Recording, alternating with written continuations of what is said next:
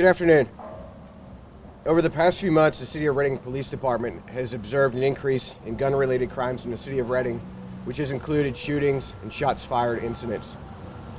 Our patrol officers and investigators have conducted activities, at times assisted by our partners in federal law enforcement, to identify those responsible for these crimes.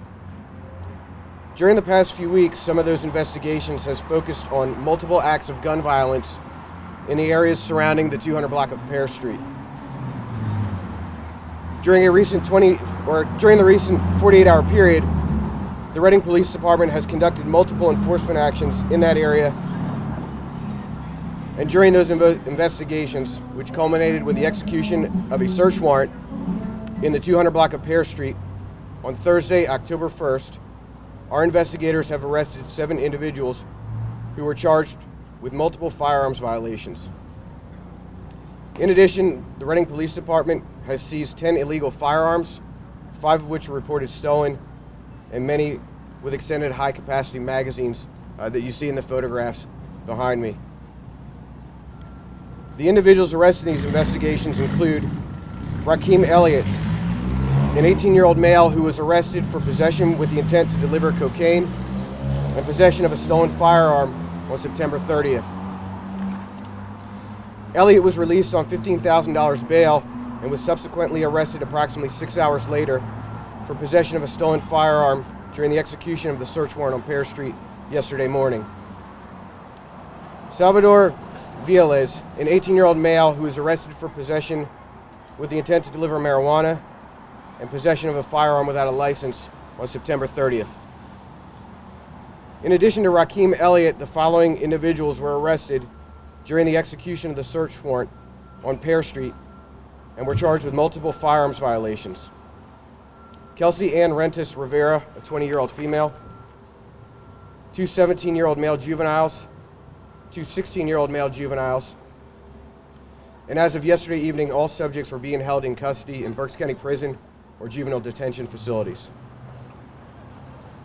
The Reading Police Department continues to make targeting violent crime in our community its main priority, and we will continue to work with our local, state, and federal partners to make our neighborhoods a safe place for residents and visitors alike.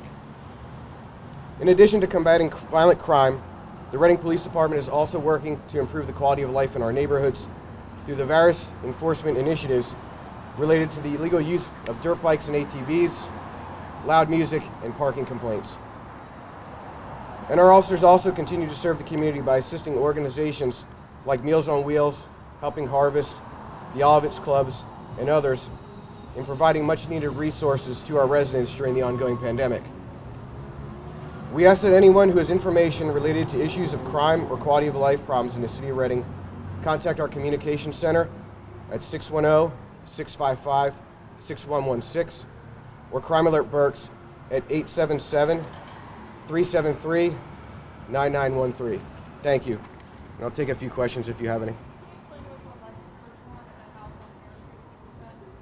Our criminal investigators had done surveillance in the area and had observed multiple individuals carrying those firearms.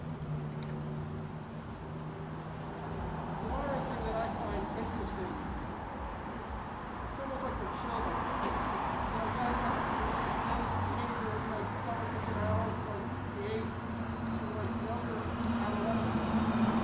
Yeah, we've been seeing younger and younger violent offenders involved in crimes involving firearms in the city for the past couple of years. It's been a kind of an alarming trend that we've been seeing.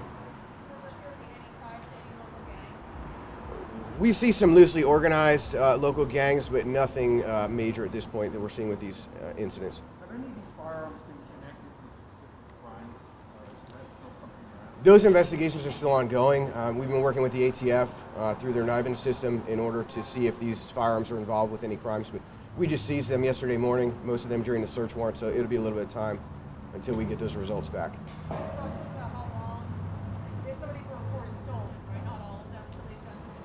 Correct. We're still assessing some of those incidents. I believe we initially said there was 4 stolen. We're up to 5, and I believe they're contacting an owner to determine if the 6th one is stolen at this time. A while back, I believe you were part of the, I think it was before you were chief, but the DA Adams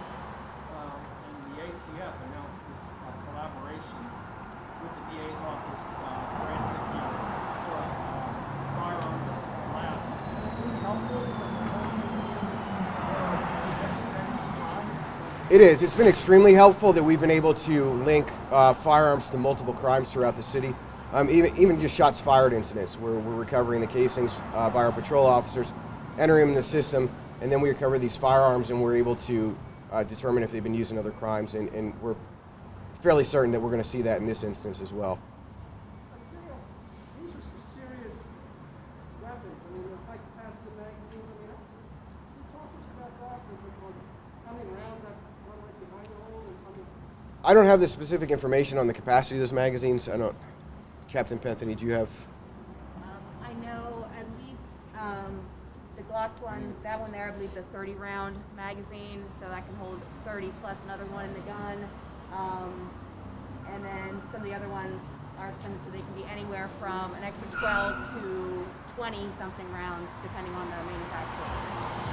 Well, clearly, these aren't self-defense. Yeah, we're seeing these firearms be involved in crimes throughout the city, but particularly in this neighborhood that we targeted with this enforcement action.